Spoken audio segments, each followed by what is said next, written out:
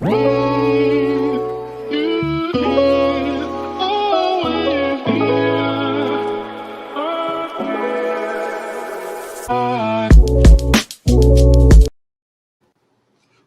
good? What's good? What's good, football fans, Who Dat Nation, sports fans from around the world? It's your host, Merv, and it's another live edition of the Black and Gold Hour podcast where we talk all things New Orleans Saints. And it's a great victory Monday. It's a great start to the week, and it's a great start to the New Orleans Saints 2021 season, the first season without Hall of Fame quarterback Drew Brees. Yesterday was an exciting game as the Saints got the big win against Aaron Rodgers and the Green Bay Packers. And here to talk about the game with me is my guy, Vibe. He's one of the biggest Jameis Winston supporters. I'm talking about from the beginning, not all these new Winston supporters from the last 24 hours. He was talking about Winston last season when Drew Brees was preparing for his retirement. And now we saw what Jameis Winston can do in the New Orleans Saints offense. We got a sneak peek. And it's a long season ahead of us, but it's reason to be excited, man. But I appreciate you coming on today, Vibe. How are you, man? I'm doing pretty good, bro. Thank you for having me on again. I appreciate it. Man, I had to bring you back, bro, because it's a lot to talk about. It was so much to tweet about, so much to watch and enjoy in yesterday's game in Jacksonville, man. But I got to ask you, I mean, even the most hardcore New Orleans Saints fans are a little shocked by what happened. I mean, that's Aaron Rodgers and the Green Bay Packers. It's still shocking to see the Saints, win 38-3. The Packers are an NFC contender, man. And I got to ask you, what were your feelings and thoughts throughout the game, man? I think how I was feeling throughout the beginning of the game, I don't know. I was just super excited. I'm happy it's football season again. I'm happy we get to see some football. I'm happy to see the new era Saints play. So I was really excited about the game. And then going through it, just seeing how the defense started to dominate. The offensive line was dominating. Everybody throughout all four phases of the game, they were all doing great. So it was just a great experience to really see everything after Drew Brees. Right. And we kind of talked about this when Drew Brees was quarterback. We said, hey, in this new era, whoever the new quarterback will be, once that offense opens back up and we get that deep ball again, on top of having a top 5 defense, look like the number 1 defense, it should be the number 1 defense, barring anything happening in Vegas tonight on Monday Night Football, the number 1 defense headed into week 2. And they showed every bit of it, man. And I'm going to be honest with you, throughout the game, I was going into the game. I was on pins and needles. What's about to happen? I'm a hardcore fan. I've been a fan for a long time, but even I was like, this is going to be a good test for the New Orleans Saints just to see where they stand. But honestly, the defense proved us right once again that they are legitimate. And I feel like the Saints defense has been so inconsistent over the Drew Brees era that it's hard for us to really believe, hey, we have a legit defense. And after these 2 years and one game, we can finally start saying we got this defense. We got people flying all over the ball. We got Quan Alexander back, and you saw the speed that he brought to the team. But I got to ask you, we got defense. We got Jameis Winston, Deontay Harris, special teams. Can you pick one reason in your mind, the biggest reason for the New Orleans Saints' success last night?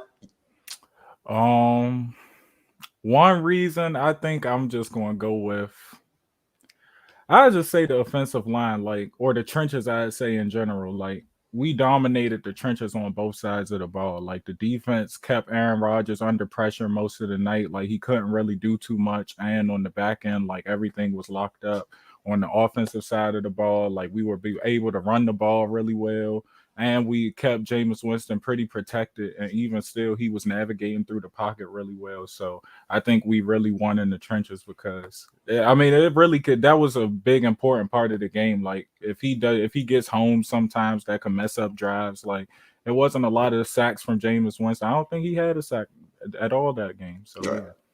Right. And our offensive line, man, some dogs, man. And we saw what Cesar Ruiz did at center. He was creating, he was doing very good at the center position. Our offensive line, it was one play where Jameis Winston kind of stood up, relaxed, had time to think about what he did, and threw the ball away because there was no open receivers. And, I was just laughing during that play because I was like, man, this is a legit offensive line. And even switching to the other side of the ball, the defensive line was dominating in the trenches at the line of scrimmage, man. And I honestly think even if our game plan was to strictly be run based, I think we still would have dominated that game because we wanted the most important part of the field, and that's winning at the trenches. And I think that's the most important thing.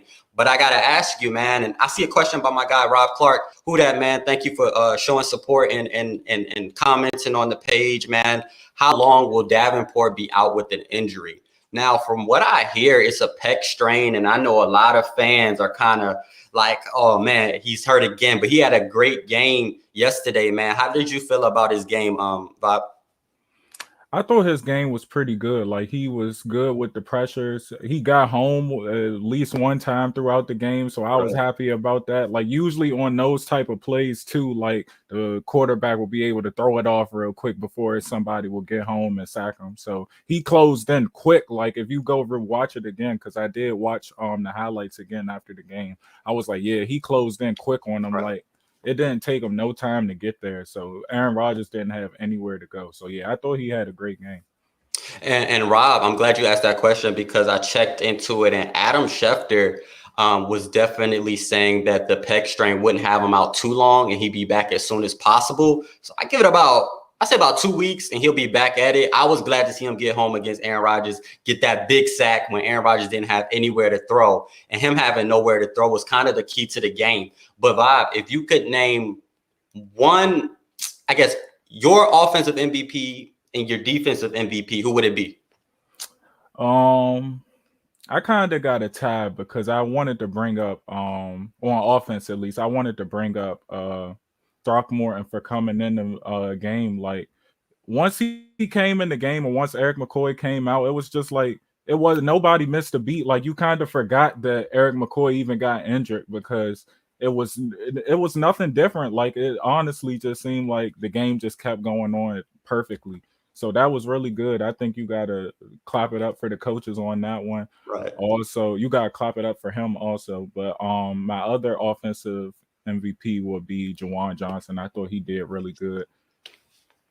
On the defense side, I'm gonna say I think I got two on defense too, because I just want to shine on Marshawn Lattimore because we saw the difference just in that quick little minute or two that he wasn't in the game, how much difference that made. Mm-hmm. So I want to say he was an MVP, and I also want to say Paulson Adebo, like, he really shined. Like, they really were testing him throughout the game, and he responded each time. Like, even if he messed up, I know he got the flag on one play, but he still was on it the next play. Like, he had a short memory with that, so he's definitely somebody to shout out to. Right. And I'm going to be honest with you. For offensive MVP, it's easy to go with Jameis, but I also was going to go with Juwan Johnson as well. I watched his press conference last night, and he talked about how being put on the practice squad last year kind of gave him that edge and gave him that fire to come back this year. And every opportunity that Jameis gave him, he capitalized, and you saw him and Jameis begin to build that rapport over the offseason, him and Traquan Smith and a couple of other Saints receivers. But him and Juwan Johnson found each other a couple of times, and then he got up there and, caught that big touchdown pass and then caught the other one, which was kind of an off throw from Jameis, but he made the acrobatic catch. And that's what I like to see from tight ends. And it kind of takes us back to those Jimmy Graham days. I'm not going to compare him to Jimmy Graham, but that athletic tight end. And then you got Adam Troutman on the other end. He had 2 drops yesterday, but we already know what Adam Troutman can do. If he can, focus on catching the ball, we'll be all right. But I got to ask you, man, you already talked about it. Marshawn Lattimore, man, he signed that new deal before the game, but the news didn't come out till after the game. And he showed every bit of it. I mean, he locked down Devontae Adams once again, man. Can you tell us what Marshawn Lattimore mean to the Saints, man? What does he mean to us? He's definitely worth that $100 million, pretty much. Yeah, like I said, you saw how the game was going just from them couple minutes he wasn't there. Like, he was signing his contract in the locker room. That's what I keep seeing people say. But no, like I said, though, just those couple minutes he was out the game, you saw how much of a difference it was. Like, they were starting to find a little rhythm. And as soon as he came back, even with the cast going, like, he was still dominating the game. He's still defending passes. I saw him with the cast on smack a ball down. Like, he was still out there giving his full 100%. I think that's another thing we need to pay attention to. Like, we've been asking for consistency, and I think he's starting to see it now. We've been hearing that through just the offseason reports. So Yeah, that's all it is. Like he's really showing Right, or right, right. shining out. Right, man, and just having that cornerback, at least one cornerback who can do it on a high level, makes your job a lot easier for your defensive line. I mean, your defensive line. I mean, the defensive line can get to the quarterback in under 3 seconds, about 4 seconds, but you got a cornerback like Marshawn Lattimore that's holding down some of the NFL's best receivers. You got him holding down Julio Jones. He's done that a number of times. Devontae Adams, he's done that to all the big name receivers. Now, he does kind of struggle with smaller receivers, but he's worth every penny, man. And Paulson Adebo, I got to shout him out as well. Paulson Adebo, I mean, for a first game in the NFL to pick off Aaron Rodgers, almost take it back to the house, man, I couldn't ask for more, man. And I think the key to the New Orleans Saints becoming the best defense in the NFL is for them to create those turnovers and for the New Orleans Saints offense to capitalize on those turnovers as well. But I got to ask you, man, and I usually prep you before we do these type of things, but I got to ask you, there's a report is coming out that the New Orleans Saints worked out a couple of receivers, and those receivers included Kenny Stills and Marquise Lee. Do you still think the New Orleans Saints wide receiver group has room for improvement? That's exactly what I wanted to bring up too. Like that is one thing that I was thinking about during the game. I was just like, we're getting down the field, but a lot of it was like defensive possessions and stuff, just keeping them at a bad point on the field or a great point on the field for us. Like every time we were just able to get down the field off a couple drives or a good run game, like it didn't seem like too many people were open. I think Marquez Callaway probably caught one pass the whole game. Deontay Harris caught one pass. Like, so it still seems like they can't get open or it's not translating from whatever they're seeing in practice and stuff. So I think, yeah, it's definitely room for improvement or room to add some guys in there. Right, right, right. And I would like to see Kenny Stills. I like Marquise Lee too. He's athletic, run after the catch kind of guy. But I like what Kenny Stills. He's kind of familiar to us. We know he has the hands. He always reminds me of Lance Moore. Like they just know how to get open. And I think that's what's important for the Saints wide receivers. We got Deontay Harris, Alvin Kamara, and we know what Marquez Callaway can do. But just having a receiver that can help create crucial third down conversions is really important. And I think Kenny Stills is someone Saints fans would really like to see back. But Marquise Lee is a great option too. He's athletic. I think a little bit more athletic, more physical receiver, and has the ability to break the game wide open. But I got a question from the comments. Do you think Lattimore's thumb injury will impact his season? I don't think so. I mean, it's a thumb injury. I mean, maybe he'll sit out a game or two, but if not, he taped up his wrist and he got right back to it yesterday and created big plays. So I think Lattimore will be fine. He signed that big bag, so hopefully we don't have any injuries anytime soon. I got my guy, Ghostface Grilla, man. Appreciate you for coming on. He talked about how, notice today is all about how bad Green Bay played and not how good the Saints are. Can't say I didn't see it coming, just life as a Saints fan. Hey, and that's the reason I started this podcast. There's so many other podcasts out there, State of the Saints, Who Dat Confessional, Black and Gold Breakdown podcast to give us, focus on the New Orleans Saints because we're never going to get that love. I turned it into Fox Sports Today.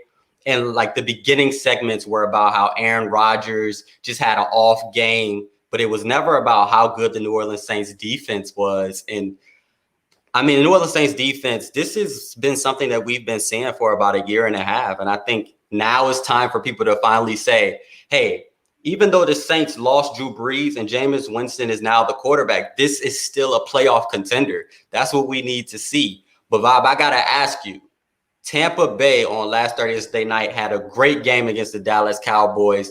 Their offense is looking loaded. We didn't even see, their tight ends get a lot of playing time in O.J. Howard and the other tight end, and they still got pieces. I mean, you got AB lined up on slot corners. I mean, their offense looks pretty good. I'm not even gonna hate as a Saints fan, man. Where do you think the Saints match up with the Bucs? Do you think that's too much competition for us? Do you think the Saints have the challenge? I mean, we did beat them twice last season. How do you feel about the Tampa Bay Buccaneers? I of course think they're a great team. Like you got to be hating if you're going to say they're not a great team. Like just look at the roster, honestly. But I don't think the Saints can't handle it. Like we handled it last season, like you said, maybe not in the playoffs, but like I say, you can't blame that all on it's a team game. I say it all the time, but like I say, regardless, going into this season, I feel like we have, like I say, a lot of people are saying that Jameis Winston has given us he's a better version of quarterback than Drew Brees was last season, which is probably true. Like Drew Brees was 40 last season compared to Jameis at 28. So it's like, why wouldn't he be? So it's a lot to expect from Winston. I'll say you can get a lot from him. And then on the defensive side of the ball, we still have everybody pretty much. Only people we lost is really Janoris Jenkins and Trey Hendrickson. And I feel like they're being replaced very well. Like we have Bradley Roby and Paulson Adebo now. So I think that's going to be a big thing too, because I saw somebody asked about Marshawn Lattimore. Like having a Debo play that well in the first game, I think that's big. And then you can have Bradley Roby come in because he was already the number one with the Texans. So it'll kind of add up, and then you can see who plays each other out. So that can kind of make a decision for you whether the other one is going to be the number two or how that's going to work. Right. And I want to talk about somebody else in the secondary that gets who has gotten a lot of hate from Saints fans and around the NFL sports world. And I got to talk about Marcus Williams. Ever since the Minnesota Miracle and even throughout his rookie season, he was great. You got to think Chris Richard is only going to make him a better safety. And Marcus Williams is going to break the bank when it's time to pay him. Now, they did franchise tag him, but Marcus Williams, it seems like every time the ball is in the air, you can expect him to come down with the ball. He's a great coverage safety. His tackling got a lot better, especially since Sean Payton talked about it last season.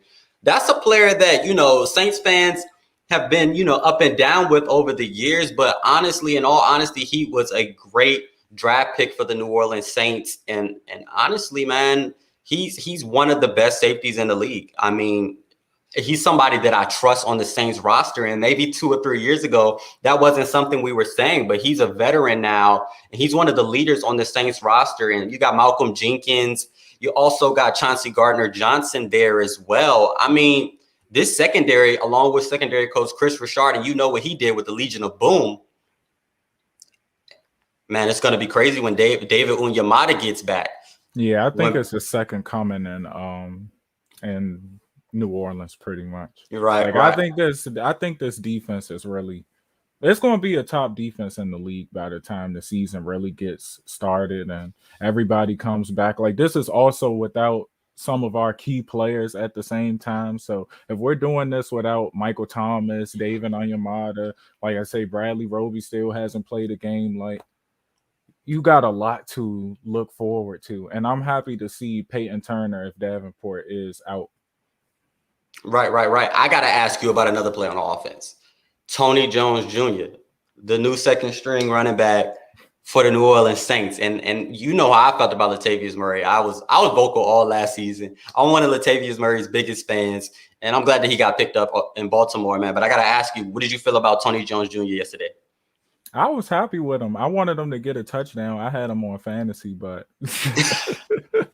no, but I really did. I think he did a great job. I think we can definitely see the difference between him and Murray, or why they decided to go with him instead of Murray. I think he just gives a little more energy when it comes to the runs. Like he's getting first downs or he's piling through people, and he's kind of smaller than Murray is. So it's a big emphasis, or you kind of notice it more because he is a smaller guy and he's still pushing, using all his might to get through people. So it's something to be proud of and to like about him. Right, man. And it was so many good things to say. It wasn't a lot of bad to talk about for the New Orleans Saints, but we definitely want to see those wide receivers step up and continue to create that separation, because there is going to be a game where when they're keying on Alvin Kamara and they're keying on the tight ends. And we're going to need our wide receivers to create that separation. So I definitely want to see some more wide receivers in the building. But I can't say enough about Jameis Winston. Even his press conference, he sounds like a leader. He's very humble. He's giving props to the equipment managers, to the mayor, to the city of New Orleans, because the New Orleans Saints went through a lot over the past week and a half. They're staying in Dallas, moved their friends, their family up there. And then they had to play in Jacksonville in the heated temperature, and they're used to it being in New Orleans. But That's a game the Saints easily could have lost, and everyone would have gave them the excuse. But they came in there and put a whooping on the Green Bay Packers, man. So I'm excited to see what's next for the New Orleans Saints, man. They got a game on Sunday against the Panthers, and we're not going to go into too much of it because we still got to see, the injury updates and everything like that. But the Panthers, they did get a victory against the Jets. Sam Darnold did look pretty good, and C-Mac is back, man. But do you think the Panthers have enough to take on the New Orleans Saints? I honestly think the Panthers have a decent team. Like, they have a good young team, or they have a nice young core, I feel like, on the offensive side. I'm not really sure about their defense. I'm not really sure about it. That's all I'll say about the defense. But I feel like they match up pretty well with the Saints, honestly. Like, I feel like they can draw up some stuff. I mean, just with McCaffrey and Kamara, like, they match up so well with each other. Like, it's kind of like they mimic each other in a way, but I think it'll be a good game. I think it'll be a high scoring game, honestly. I think it could go both ways. Right, I don't think we'll lose the game, but I do think, like I say, it'll be a back and forth kind of game. Right. And I agree with you on that. It's a division rival, so you really never know what can happen. And C-Mac's one of my favorite players to watch who's not in the Saints jersey. So, and Sam Darnold, we know what he can do. And, he's trying to go through his same Jameis Winston type second coming. So we're excited to see what that game's going to be like. But we'll review that later in the week. I see my guy, Arch Stanton here. Thank you for commenting and supporting the show. Give some credit to Dennis Allen and Sean Payton playing that 4th and 7. Man, glad it worked. Yeah, that was a crazy play. Yeah, that was a gutsy kind of play. But it was a great play, and it screamed Sean Payton. And when Sean Payton starts getting cocky and the offense starts getting in the groove, nobody can stop us, man. So I definitely agree with that. And then my guy Arch also said we haven't seen Pete Warner. Dow played a lot in the 4th. And it might be because Pete Warner was dealing with an injury in the preseason. That might be what it is. And he's still catching up to NFL speed as well. I already know. I feel confident in Pete Warner. He's very fundamental, but it was the first game of the season. And he's just coming off an injury in the preseason. So that I might want to look into that. And we're going to talk about that on the next show for sure. Got my boy Rob Clark coming in. Who dat?